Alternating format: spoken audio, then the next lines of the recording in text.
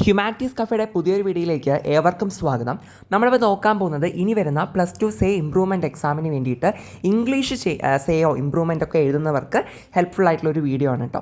അതായത് ഇംഗ്ലീഷിനകത്ത് പ്രധാനമായിട്ട് പഠിക്കേണ്ട ഡിസ്കോഴ്സസ് ഭാഗങ്ങൾ ഏതൊക്കെയാണ്, ഗ്രാമർ ടോപ്പിക്സ് ഏതൊക്കെയാണ്, പിന്നെന്താണ് ഏതൊക്കെ യൂണിറ്റിനാണ് വെയിറ്റേജ് ഉള്ളത്, അതുമാത്രമല്ല ഇമ്പോർട്ടൻ്റ് ആയിട്ടുള്ള ക്യാരക്ടർ സ്കെച്ച് ഏതൊക്കെയാണ്. ഇതൊക്കെയാണ് നമ്മൾ ഇന്നത്തെ വീഡിയോയിലൂടെ ഡീറ്റെയിൽ ആയിട്ട് പറയാനായിട്ട് പോകുന്ന ഒരു കാര്യം. പിന്നെ വീഡിയോയിലോട്ട് പോകുന്നതിന് മുന്നേ പറയാനുള്ള ഒരു കാര്യം എന്താണെന്ന് വെച്ചിട്ടുണ്ടെങ്കിൽ ഇംഗ്ലീഷ് എക്സാം നിങ്ങൾ സേ എഴുതുന്നവരാണെന്നുണ്ടെങ്കിൽ നിങ്ങൾ ശ്രദ്ധിക്കുക, ഇംഗ്ലീഷ് നിങ്ങൾ പഠിക്കുന്ന ടൈമിൽ നിങ്ങൾ എന്ത് ചെയ്യണം, എല്ലാ ചാപ്റ്റേഴ്സും കവർ ചെയ്തിട്ട് പോകാനായിട്ട് നോക്കുക. ഓക്കെ, അതായത് പഠിക്കുന്ന ടൈമിൽ എല്ലാ ചാപ്റ്റേഴ്സിൻ്റെ സമ്മറി നിങ്ങൾ മസ്റ്റായിട്ടും എന്ത് ചെയ്യണം, പഠിച്ചിട്ട് പോകണം. അതായത് സമ്മറി എന്ന് പറയുമ്പോൾ നിങ്ങൾക്ക് സ്വന്തമായിട്ട് തന്നെ എഴുതാൻ പറ്റുന്ന രീതിയിൽ നിങ്ങൾ എല്ലാ ചാപ്റ്റേഴ്സിൻ്റെയും കണ്ടൻറ്റ് എന്താണോ അത് നിങ്ങൾ സെറ്റാക്കി പഠിച്ചിട്ട് വേണം പോകാനായിട്ട്. ഗൈഡോ ലേബറിൻ്റെയോ അല്ലെങ്കിൽ ഏതെങ്കിലും നോട്ട്ബുക്കോ എന്ത് വേണമെങ്കിലും നിങ്ങൾക്ക് നോക്കി പഠിക്കാം. ഗൂഗിൾ നോട്ടോ എന്തായാലും കുഴപ്പമില്ല.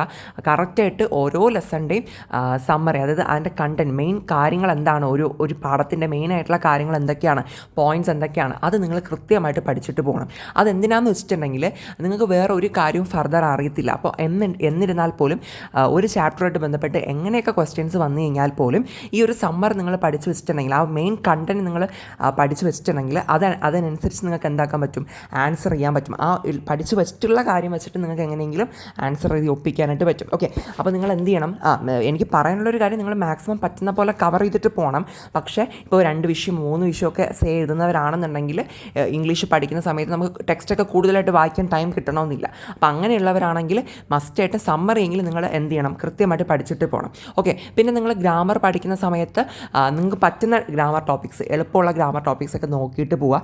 ഡിസ്കോഴ്സസ് പഠിക്കുന്ന സമയത്ത് എല്ലാ ഡിസ്കോഴ്സസിൻ്റെ ഫോർമാറ്റ് മസ്റ്റായിട്ട് പഠിച്ചിട്ട് പോവുക. ഓക്കെ, അതെല്ലാവരെ കൊണ്ടും പഠിക്കാൻ പറ്റുന്ന കാര്യമാണ്. ഇപ്പോൾ ഗ്രാമർ എന്ന് പറയുമ്പോൾ കുറേ പേർക്കെങ്കിലും കുറച്ച് ടഫ്നെസ് ഒക്കെ ഫീൽ ചെയ്യാം. ഓക്കെ, ചില ടോപ്പിക്സ് ഒക്കെ. അപ്പോൾ അങ്ങനെയുള്ളത് നിങ്ങൾ വിട്ടാലും പ്രശ്നമില്ല. പക്ഷേ ഡിസ്കോഴ്സസ് ഭാഗമൊക്കെ കൃത്യമായിട്ട് നോക്കിയിട്ട് പോവുക. അത് ഏതൊക്കെയാണ് നോക്കേണ്ടതെന്നൊക്കെ ഞാൻ പറയുന്നുണ്ട് കേട്ടോ. പിന്നെ നെക്സ്റ്റ് പറയാനുള്ള ഒരു കാര്യം എന്താണെന്ന് വെച്ചിട്ടുണ്ടെങ്കിൽ ഇമ്പ്രൂവ്മെൻറ്റ് എഴുതുന്നവർക്കാണ്. അപ്പോൾ ഇമ്പ്രൂവ്മെൻറ്റ് എഴുതുന്നവർക്ക്, ഇംഗ്ലീഷ് എഴുതുന്നവരാണെങ്കിൽ ഇമ്പ്രൂവ്മെൻറ്റ് പൊതുവേ ഒരു വിഷയമാണ് നമുക്ക് എഴുതാൻ പറ്റുക. അപ്പോൾ ഇംഗ്ലീഷ് എഴുതുന്നവർക്ക് ഇംഗ്ലീഷ് മാത്രം പഠിച്ച് പോയാൽ മതി അല്ലേ. അപ്പോൾ നല്ല രീതിയിൽ സമയമുണ്ട്. ഇംഗ്ലീഷ് മാത്രം മീൻസ് ഒരു വിഷയം മാത്രം നോക്കി പോയാൽ മതിയല്ലോ ഇമ്പ്രൂവ്മെൻറ്റ് ചെയ്യുന്നവർക്ക്. അപ്പോൾ നിങ്ങൾ ഇംഗ്ലീഷ് പഠിക്കുമ്പോൾ എന്താ ചെയ്യേണ്ടത്, ടെക്സ്റ്റ് ബുക്ക് എടുത്ത് തന്നെ നിങ്ങൾ മാക്സിമം ലെസൺസ് വായിച്ച് തന്നെ പോകാനായിട്ട് നോക്കുക. വെറുതെ കുറേ സമ്മറിയും അല്ലെങ്കിൽ കുറച്ച് തട്ടിക്കൂട്ട് പ്രിപ്പറേഷൻ നടത്താണ്ട് മാക്സിമം നല്ല രീതിയിൽ തന്നെ പ്രിപ്പയർ ചെയ്തിട്ട് പോവുക. ഒന്നില്ലെങ്കിൽ A+ കിട്ടാനോ അല്ലെങ്കിൽ ഫുൾ മാർക്ക് കിട്ടാനോ ഒക്കെ വേണ്ടിയിട്ടായിരിക്കുമല്ലോ ഇമ്പ്രൂവ്മെൻറ്റ് ചെയ്യുന്നുണ്ടാവുക. അപ്പോൾ നിങ്ങൾ മാക്സിമം കവർ ചെയ്തിട്ട് തന്നെ പോകാനായിട്ട് നോക്കുക. എന്ത് ചെയ്യണം, മാക്സിമം, കാരണം ഒരു ദിവസം ഒരു 1-2 ലെസൺ വെച്ച് പഠിച്ചാലും തീർക്കാവുന്നതേ ഉള്ളൂ അല്ലേ. അപ്പോൾ അതുകൊണ്ട് തന്നെ നിങ്ങൾ എന്ത് ചെയ്യണം, മാക്സിമം കാര്യങ്ങൾ ടെക്സ്റ്റൊക്കെ വായിച്ച് കുറേ ഗൈഡോ കാര്യങ്ങളൊക്കെ റെഫർ ചെയ്ത് കുറേ കാര്യങ്ങൾ വായിച്ച് മനസ്സിലാക്കിയിട്ട് പോകുന്നതായിരിക്കും നല്ലതെന്ന് പറയുന്നത്. ഓക്കെ, അപ്പോൾ നമ്മളെ വീഡിയോ എന്ത് ചെയ്യണം, എല്ലാവരും സബ്സ്ക്രൈബ് ചെയ്ത് ലൈക്ക് ചെയ്ത് കാണാനായിട്ട് ശ്രദ്ധിക്കുക. ഇനി നമുക്ക് നേരെ ഇന്നത്തെ കാര്യത്തിലോട്ട് പോകാം കേട്ടോ. സോ ഇമ്പോർട്ടൻ്റ് ആയിട്ട് നോക്കേണ്ട ഡിസ്കോഴ്സസ് എവിടെ കൊടുത്തിട്ടുണ്ട് നിങ്ങൾക്ക് സ്ക്രീനിൽ കാണാൻ പറ്റും. ലെറ്റർ നിങ്ങളെല്ലാവരും കൃത്യമായിട്ട് ലെറ്ററിൻ്റെ ഫോർമാറ്റ് കൃത്യമായിട്ട് പഠിച്ചിട്ട് പോകുക. ലെറ്റർ എന്ന് പറയുമ്പോൾ ഫോമൽ ലെറ്ററും അതുപോലെ തന്നെ ഇൻഫോമലും എങ്ങനെയാണ് എഴുതേണ്ടതെന്നുള്ളത് കൃത്യമായിട്ട് നോക്കിയിട്ട് പോകണം. ഫോർമാറ്റ് അറിഞ്ഞു വെച്ച് കഴിഞ്ഞാൽ എന്തായാലും ഒരു ലെറ്റർ നമുക്ക് ചോദിക്കും. 6 മാർക്കിനോ 4 മാർക്കിനോ ഒക്കെ നമുക്ക് ചോദിക്കാൻ ചാൻസ് ഉണ്ട്. അപ്പോൾ നിങ്ങൾ ഫോർമാറ്റ് എല്ലാ കുട്ടികളും എന്ത് ചെയ്യണം, കൃത്യമായിട്ട് പഠിച്ചിട്ട് പോവുക. അതുപോലെ തന്നെയാണ് ഇമെയിൽ. ഒരു ഇമെയിൽ എന്തായാലും മസ്റ്റായിട്ടും ചോദിക്കുമല്ലോ. അപ്പോൾ അതുകൊണ്ട് തന്നെ ഇമെയിലും ഫോമൽ ഇമെയിൽ എങ്ങനെ എഴുതുക, ഇൻഫോമൽ ഇമെയിൽ എങ്ങനെ എഴുതുക എന്നുള്ളത് 2 ടൈപ്പ് നിങ്ങൾ നോക്കിയിട്ട് തന്നെ പോകണം. ഫോർമാറ്റ് മാത്രം നോക്കിയിട്ട് പോയാൽ മതി കേട്ടോ. പിന്നെ ന്യൂസ് പേപ്പർ റിപ്പോർട്ടും ഒരെണ്ണം എന്തായാലും ഒരു 6 മാർക്കിനൊക്കെ ചോദിക്കാൻ ചാൻസ് ഉള്ളതാണ്. സിമ്പിളാണ് ന്യൂസ് പേപ്പർ റിപ്പോർട്ടിൻ്റെ ഫോർമാറ്റ് എന്ന് പറയുമ്പോൾ. പ്രത്യേകിച്ച് ഒന്നും ഓർക്കാനായിട്ടില്ല, ചെറിയ കാര്യങ്ങളൊക്കെ അല്ലേ ഉള്ളൂ. അപ്പോൾ അത് നിങ്ങൾ എന്ത് ചെയ്യണം, കൃത്യമായിട്ട് നോക്കിയിട്ട് പോവുക. പിന്നെ ബ്ലർബ്, ബ്ലോഗ്, അനൗൺസ്മെൻറ്റ്, ഈ കാര്യങ്ങളൊക്കെ നമുക്ക് വരാൻ ചാൻസ് ഉണ്ട്. 4 മാർക്കിനോ അല്ലെങ്കിൽ 6 മാർക്കിൻ്റെ ഈ 2 സെക്ഷനിൽ ഏതെങ്കിലുമൊക്കെ ആയിരിക്കും ബ്ലർബും ബ്ലോഗും അനൗൺസ്മെൻറ്റും ഒക്കെ ചോദിക്കുന്നുണ്ടാവുക കേട്ടോ. അപ്പോൾ ബ്ലർബ് എന്ന് പറയുമ്പോൾ എന്താണ്, പുറന്താൾ കുറിപ്പ് അല്ലേ, ഒരു ബുക്കിൻ്റെ പുറം ഭാഗത്തെ ഉള്ള ഒരു കുറിപ്പ്, പുറന്താൾ കുറിപ്പ് എന്ന് പറഞ്ഞാൽ അറിയായിരിക്കുമല്ലോ. ബ്ലോഗ് എന്ന് പറയുമ്പോൾ നമ്മളൊരു കാര്യത്തെക്കുറിച്ചിട്ട് നമ്മുടെ എക്സ്പീരിയൻസ് ഒക്കെ വെച്ചിട്ട് പറയുന്ന മീൻസ് എഴുതുന്ന സംഭവമാണ്, ഒരു റൈറ്റപ്പ് പോലെയൊക്കെ. പിന്നെ അനൗൺസ്മെൻറ്റ് എന്ന് പറയുമ്പോൾ എന്താണ്, ഒരു ഈവൻറ്റിനെ പറ്റിയിട്ട് നമ്മൾ അനൗൺസ് ചെയ്ത് പറയുന്നത്, പ്രത്യേകിച്ച് ഒരു സ്പോർട്സ് ഇവൻറ്റോ നമ്മുടെ അമിഗോ ബ്രദേഴ്സ് ചാപ്റ്റർ റിലേറ്റ് ചെയ്തിട്ടൊക്കെ ആയിരിക്കും കൂടുതലും ചോദിക്കുന്നുണ്ടാവുക. അല്ലെങ്കിൽ വേറെ ഏതെങ്കിലും ചാപ്റ്റർ അതനുസരിച്ച് അതിനൊരു ഫോർമാറ്റ് ഉണ്ട്. അപ്പോൾ അത് നിങ്ങൾ നോക്കിയിട്ട് പോകണം. പിന്നെ സ്പീച്ച് എന്ന് പറയുമ്പോൾ 6 മാർക്കിന് മാർക്കിൻ്റെയോ അല്ലെങ്കിൽ 8 മാർക്കിൻ്റെയോ ഒക്കെ സെക്ഷനിൽ വരാൻ ചാൻസ് ഉള്ള സംഭവമാണ്. സ്പീച്ച് മസ്റ്റായിട്ടും അതിൻ്റെ ഒരു ഫോർമാറ്റും കാര്യങ്ങളും പഠിച്ചിട്ട് പോവുക. സ്പീച്ച് പഠിക്കുന്ന ടൈമിൽ വെറുതെ നമ്മൾ എന്താ പറയുക, കുഞ്ഞു ക്ലാസ് മുതൽ പഠിക്കുന്ന കാര്യമാണ്. എന്താ പറയുക, ഗുഡ് മോർണിംഗ്, പിന്നെ respected teachers and students, respected teachers and my dear friends എന്നൊക്കെ പറഞ്ഞിട്ടുള്ള കാര്യം. അപ്പോൾ അതൊക്കെ നമ്മൾ കോമൺലി എഴുതി വരുന്ന കാര്യമല്ലേ. അപ്പോൾ നിങ്ങൾക്ക് കുറച്ച് ഡിഫറൻ്റ് ആയിട്ട് സ്റ്റാൻഡേർഡ് ആയിട്ടൊക്കെ പഠിച്ചിട്ട് പോകാൻ പറ്റുന്ന സെൻറ്റൻസുകളൊക്കെ നമ്മൾ ഈ ഒരു യൂട്യൂബിലൊക്കെ നോക്കിക്കഴിഞ്ഞാൽ കിട്ടും കേട്ടോ. ഐ തിങ്ക് നമ്മളും സ്പീച്ചിൻ്റെ വീഡിയോ ചെയ്തിട്ടുണ്ടെന്ന് തോന്നുന്നു. അപ്പോൾ അതിലും ഞാൻ അങ്ങനെ അത്യാവശ്യം നല്ല രീതിയിലുള്ള കാര്യങ്ങൾ പറഞ്ഞു തരുന്നുണ്ടായിരുന്നു. അപ്പോൾ സ്പീച്ച് നിങ്ങൾ പഠിക്കുമ്പോൾ ശ്രദ്ധിക്കേണ്ട ഒരു കാര്യം, എക്സ്ട്രാ മാർക്ക് മേടിക്കാനുള്ളൊരു ട്രിക്കാണ്. വേറൊന്നുമല്ല, നിങ്ങൾ ജസ്റ്റ് ഒരു ജനറലി ഒരു ഫോർമാറ്റ് നോക്കിയിട്ട് പോവുക. ദെൻ അതോടൊപ്പം തന്നെ എന്താ പറയുക, ഇമ്പോർട്ടൻ്റ് ആയിട്ടുള്ള ചാപ്റ്റേഴ്സ് റിലേറ്റ് ചെയ്തിട്ട് കോഴ്സുകൾ കൂടി പഠിച്ചിട്ട് പോവുകയാണെങ്കിൽ ഏറ്റവും അടിപൊളിയായിരിക്കും. അതായത് ഫോർ എക്സാമ്പിൾ ഇപ്പോൾ നമ്മുടെ ഫസ്റ്റ് യൂണിറ്റ് എന്ന് പറയുമ്പോൾ വിമൺ എംപവർമെൻറ്റ് റിലേറ്റ് ചെയ്തിട്ടുള്ള പാഠങ്ങളാണ് അതിനകത്ത് ഫുള്ള് പഠിക്കാനുള്ളത്. അതിൽ 3Ls, എനി വിമനും, മാച്ച് ബോക്സും, ഹൊറിഗലും എന്നൊക്കെ പറയുമ്പോൾ അപ്പോൾ അതിനകത്തു നിന്നൊക്കെ ഒരു 8 മാർക്കിൻ്റെയൊക്കെ ക്വസ്റ്റ്യൻസ് പ്രത്യേകിച്ച് സ്പീച്ചൊക്കെ ചോദിച്ചിട്ടുള്ളതാണ്. അപ്പോൾ അതുകൊണ്ട് തന്നെ സ്പീച്ച് നിങ്ങൾ എഴുതുന്ന സമയത്ത് ഒരു വിമൺ എംപവർമെൻറ്റ് റിലേറ്റ് ചെയ്തിട്ടാണ് നമുക്ക് സ്പീച്ച് വരുന്നതെന്നുണ്ടെങ്കിൽ അത് റിലേറ്റ് ചെയ്തിട്ട് ഒരു 1-2 കോട്സ് കൂടി ആഡ് ചെയ്യുകയാണെങ്കിൽ നല്ലതായിരിക്കും. കോട്സ് എന്ന് പറയുമ്പോൾ ഇങ്ങനെ ഏതെങ്കിലും എന്താ പറയുക, ഫേമസ് ആയിട്ടുള്ള വ്യക്തികൾ പറഞ്ഞിട്ടുള്ള വാചകങ്ങൾ, ഓക്കെ, ആ ഒരു ടോപ്പിക്ക് റിലേറ്റ് ചെയ്തിട്ട്. അപ്പോൾ വിമൺ എംപവർമെൻറ്റ് മാത്രമല്ല, ഇനി യൂണിറ്റ് 2 വരുമ്പോൾ എന്താ പറയുക, ഫ്രണ്ട്ഷിപ്പിനെ പറ്റിയിട്ടും നെയ്ബർഹുഡ് റിലേഷൻഷിപ്പിനെ പറ്റിയിട്ടൊക്കെ പറയുന്നുണ്ട്. അപ്പോൾ അതിനെപ്പറ്റി നിങ്ങൾ കോഴ്സ് നോക്കിയിട്ട് പോകാം. 3rd യൂണിറ്റിലോട്ട് വരുന്ന സമയത്ത് എന്താണ് പറയുന്നത്, ഓൺട്രപ്രണർഷിപ്പിനെ പറ്റിയിട്ടൊക്കെയാണ് അതിനകത്ത് പറഞ്ഞു പോകുന്നത് കൂടുതലായിട്ടും. പിന്നെ അതിനേക്കാൾ ഇമ്പോർട്ടൻ്റ് ആയിട്ട് വരുമ്പോൾ 4th യൂണിറ്റിൽ വരുന്ന സമയത്ത് എന്താണ്, നമ്മുടെ ഡ്രഗ് അബ്യൂസ് റിലേറ്റ് ചെയ്തിട്ട് പഠിച്ചിട്ട് പോകാം. എൻവിയോൺമെൻറ്റ് റിലേറ്റ് ചെയ്തിട്ടുള്ള ചാപ്റ്റേഴ്സൊക്കെയാണ് അതിനകത്ത് വരുന്നത്. അപ്പോൾ ഇങ്ങനെ ഓരോ മെയിൻ ടോപ്പിക്ക് റിലേറ്റ് ചെയ്തിട്ടുള്ള കോഴ്സ് കൂടി നിങ്ങൾ പഠിച്ചിട്ട് പോവുകയാണെങ്കിൽ അത് ഈ ഒരു സ്പീച്ചിനകത്ത്, വേറെ ഒന്നിനകത്ത് അല്ല, സ്പീച്ചിനകത്ത് ഇൻക്ലൂഡ് ആക്കുകയാണെങ്കിൽ നമുക്ക് കുറച്ചുകൂടി അത് മാർക്ക് ഇമ്പ്രൂവ് ചെയ്യാനായിട്ട് ഹെൽപ്പ് ചെയ്യും കേട്ടോ. അപ്പോൾ അതുകൊണ്ട് തന്നെ നിങ്ങൾ കോഴ്സ് പറ്റുന്നവരൊക്കെ ഒന്ന് നോക്കിയിട്ട് പോവുക. ദെൻ അടുത്ത ആപ്ലിക്കേഷൻ ലെറ്റർ ആൻഡ് റെസ്യൂം.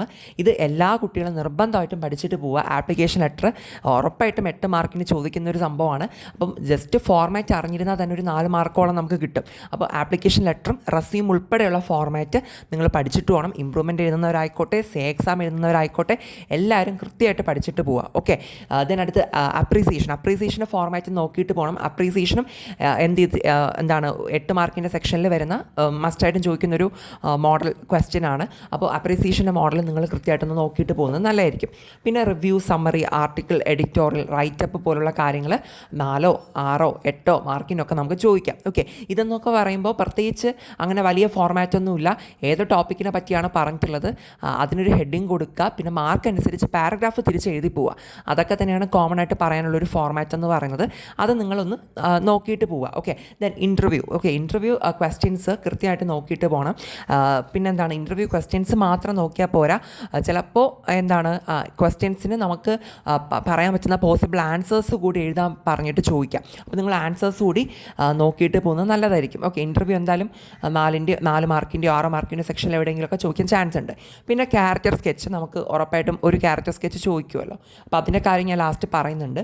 പിന്നെ ഇൻട്രൊഡക്ടറി സ്പീച്ച് എന്ന് പറയുമ്പോൾ ഏതെങ്കിലും ഒരു ഫംഗ്ഷനിലോട്ടോ അല്ലെങ്കിൽ ഒരു മീറ്റിങ്ങിലോട്ടോ ഒരു ഫേമസ് ആയിട്ടുള്ള ഒരു വ്യക്തിയെ ഇൻട്രൊഡ്യൂസ് ചെയ്തുകൊണ്ട് സംസാരിക്കുന്ന സ്പീച്ചാണ് ഇൻട്രൊഡക്ടറി സ്പീച്ച് എന്ന് പറയുന്നത്. നമ്മുടെ നോർമൽ സ്പീച്ച് പോലെ തന്നെയാണ് ഏകദേശം. പക്ഷേ അവിടെ നമ്മൾ ഒരു വ്യക്തിനെ ഇൻട്രൊഡ്യൂസ് ചെയ്യുന്നു, അയാളുടെ കോൺട്രിബ്യൂഷൻസിനെ പറ്റി പറയുന്നു, അയാൾ ഏത് മേഖലയിലാണ് പ്രശസ്തനായതെന്ന് പറയുന്നു. അങ്ങനെയൊക്കെയുള്ള രീതിയിൽ സ്ട്രെസ് ചെയ്ത് പറയുന്നുണ്ടായിരിക്കും.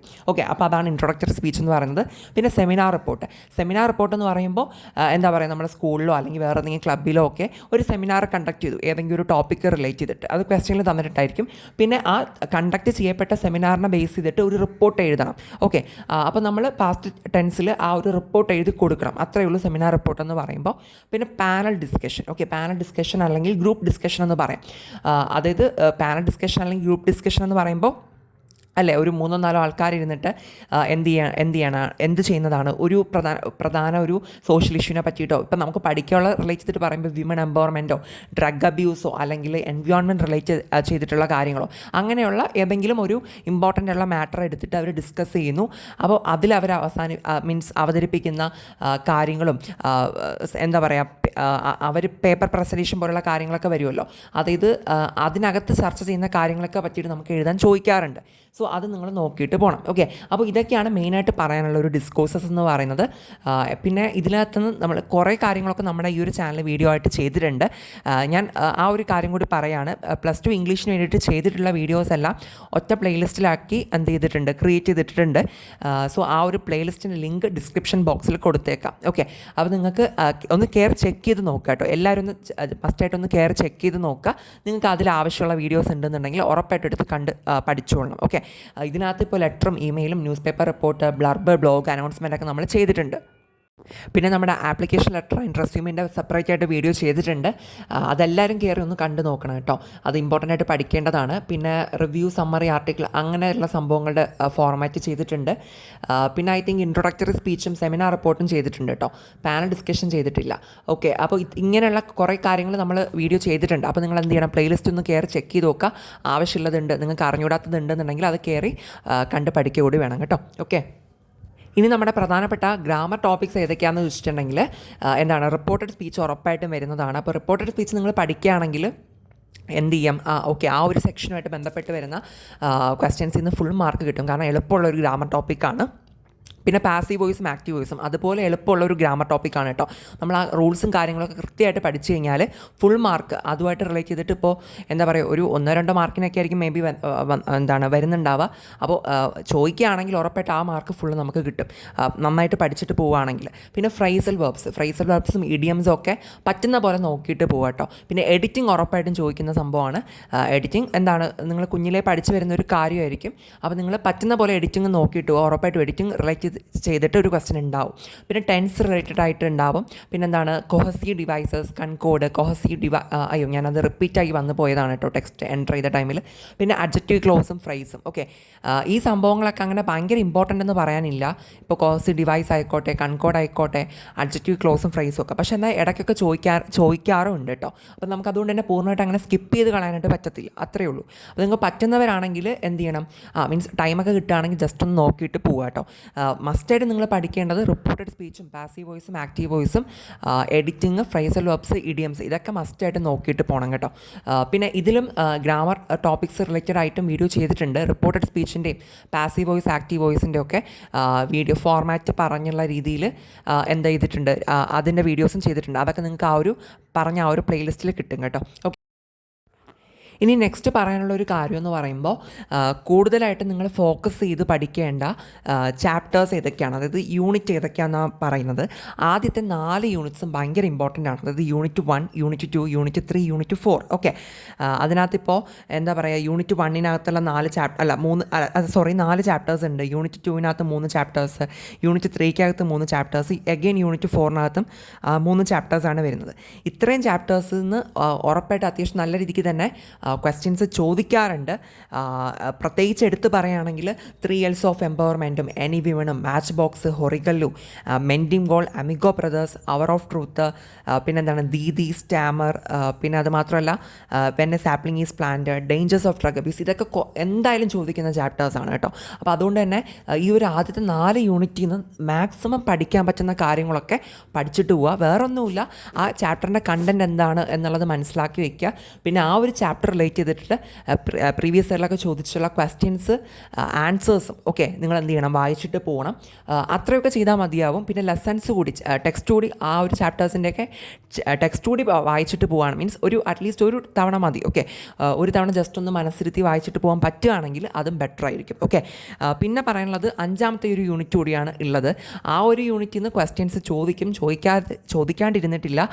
അതിനകത്ത് 3 ചാപ്റ്റേഴ്സാണ് വരുന്നത്. പോസ്റ്റ് ഇയർലി ഫോർ ക്രിസ്മസും, പിന്നെ ഒരു പോയവും, പിന്നെ അതുപോലെ തന്നെ ഒരു short story, crime and punishment എന്ന് പറയുന്ന ഷോർട്ട് സ്റ്റോറിയാണ് വരിക. അപ്പോൾ അതിനകത്തു നിന്നൊക്കെ കമ്പാരിറ്റീവ്ലി വെയിറ്റേജ് കുറവാണ് കേട്ടോ ആ ഒരു യൂണിറ്റിന്. പക്ഷേ ക്വസ്റ്റ്യൻസ് ചോദിക്കാറുണ്ട്. ഓക്കെ, 1-2 ക്വസ്റ്റ്യൻസ് ഒക്കെ വെച്ചിട്ട് ആ ചാപ്റ്റേഴ്സിൽ നിന്നും വരാറുണ്ട്. പഠിക്കുന്ന ടൈമിൽ ആദ്യത്തെ 4 യൂണിറ്റിന് മാക്സിമം ഫോക്കസ് കൊടുത്ത് ഇമ്പോർട്ടൻസ് കൊടുത്ത് പഠിക്കുക. പിന്നെ അവസാനം നിങ്ങൾ എന്ത് പഠിച്ചാൽ മതി, 5th യൂണിറ്റിലോട്ട് പോയാൽ മതി. ഓക്കെ, ആദ്യത്തെ 4 യൂണിറ്റ് പഠിച്ച് സെറ്റാക്കിയതിന് ശേഷം മാത്രം 5ാമത്തെ യൂണിറ്റിലോട്ട് പോയാൽ മതി. കമ്പാരിറ്റീവ്ലി അതിന് കുറച്ച് കുറച്ച് വെയിറ്റേജ് കുറവാണ്, പക്ഷേ അതിനകത്തുനിന്നും ചോദിക്കാറുണ്ട്. ഓക്കെ, സ്കിപ്പ് ചെയ്യാനായിട്ട് അതുകൊണ്ട് നമുക്ക് പറ്റത്തുമില്ല. ഓക്കെ, സോ ആ ഒരു കാര്യം നിങ്ങൾക്ക് മനസ്സിലായെന്ന് വിചാരിക്കുകയാണ്.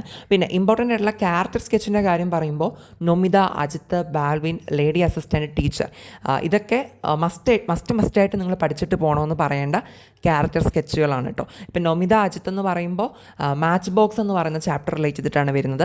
ബാൽവിൻ എന്ന് പറയുന്നത് ദ അവർ ഓഫ് ട്രൂത്ത് എന്ന് പറയുന്ന ആ ഒരു വൺ ആക്ട് പ്ലേ ആയിട്ട് റിലേറ്റ് ചെയ്തിട്ട് വരുന്ന ക്യാരക്ടറാണ്. പിന്നെ ലേഡി അസിസ്റ്റൻ്റ് എന്ന് പറയുമ്പോൾ പോസ്റ്റ് ഏർലി ഫോർ ക്രിസ്മസ് എന്ന് പറയുന്ന ഒരു വൺ ആക്ട് പ്ലേ ഉണ്ട്. അപ്പോൾ അതിനകത്ത് വരുന്ന ആ ഒരു ലേഡി അസിസ്റ്റൻ്റ്. പിന്നെ ടീച്ചർ എന്ന് പറഞ്ഞിട്ടുള്ളത് ഏറ്റവും അവസാനത്തെ ചാപ്റ്റർ ഉണ്ടല്ലോ, ക്രൈം ആൻഡ് പണിഷ്മെൻറ്റ്, അതിനകത്തുള്ള ടീച്ചറാണ് കേട്ടോ. അപ്പോൾ ഇതിൽ നിന്നൊക്കെ ഏതെങ്കിലുമൊക്കെ വരാൻ ചാൻസ് ഉണ്ട്. അപ്പോൾ നിങ്ങൾ എന്ത് ചെയ്യണം, ഇത് ഇത്രയും മസ്റ്റായിട്ടും പഠിക്കുക. പിന്നെയും കുറച്ച് ചെറിയ ക്യാരക്ടേഴ്സും കാര്യങ്ങളൊക്കെ വരുന്നുണ്ട്.